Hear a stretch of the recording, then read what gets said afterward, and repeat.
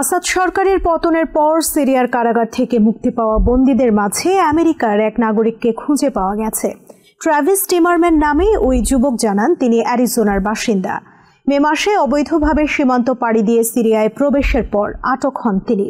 Travis জানান তার ওপর কোনো নির্যাতন হয়নি, তাকে দেশে ফিরিয়ে আনার প্রক্রিয়া চলছে বলে জানিয়েছেন secretary of state Antony Blinken.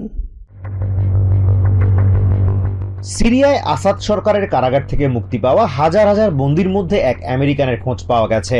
Travis টিমারম্যান নামে ওই ব্যক্তি নিজেকে মিজৌরির বাসিন্দা দাবি করছেন। বৃহস্পতিবার কারাগার থেকে মুক্ত হওয়ার পর ট্রাভিসের একটি ভিডিও সামাজিক মাধ্যমে ছড়িয়ে দেন স্থানীয় এক বাসিন্দা। এরপরই ট্রাভিসের সাথে দেখা করতে আসেন সিরিয়ায় কর্মরত বিভিন্ন দেশের সাংবাদিকরা। তাদের কাছে ট্রাভিস জানান 7 মাস আগে খ্রিস্ট ধর্ম প্রচারকারী একটি দলের সাথে অবৈধভাবে সীমান্ত পাড়ি দিয়ে সিরিয়ায় অনুপ্রবেশের পর আটক হন তিনি। ট্রাভিস আরো জানান কারাগারে তার সাথে কোনো ধরনের খারাপ আচরণ করা হয়নি, কখনো কেউ তার গায়ে হাত তোলেনি।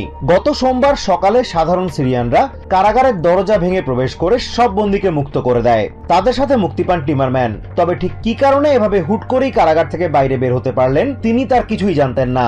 এদিকে নিজেকে টিমারম্যানের আত্মীয় দাবি করে মিরান্ডা কলিন্স নামে এক নারী গণমাধ্যমে বিবৃতি দিয়েছেন। সেখানে তিনি বলেছেন টিমারম্যান মে মাসে তার এক বন্ধুকে ইমেইলে জানিয়েছিলেন তিনি কোথাও যাচ্ছেন এবং কয়েকদিন ইন্টারনেটের বাইরে থাকবেন। তবে তখন ওই ইমেলটি আসলে টিমারম্যান পাঠিয়েছিলেন কিনা তা নিয়ে তাদের মধ্যে সংশয় ছিল। টিমারম্যান আমেরিকান জানার পর স্থানীয়রা তাকে একটি বাড়িতে আশ্রয় দেন।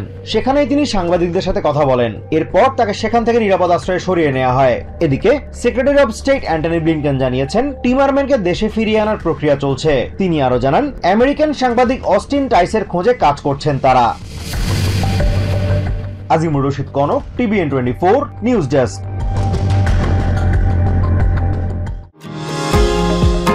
নিউ ইয়র্ক থেকে সম্প্রচারিত টিভিএন 24 টেলিভিশন বিশ্বজুড়ে বাঙালির কণ্ঠস্বর।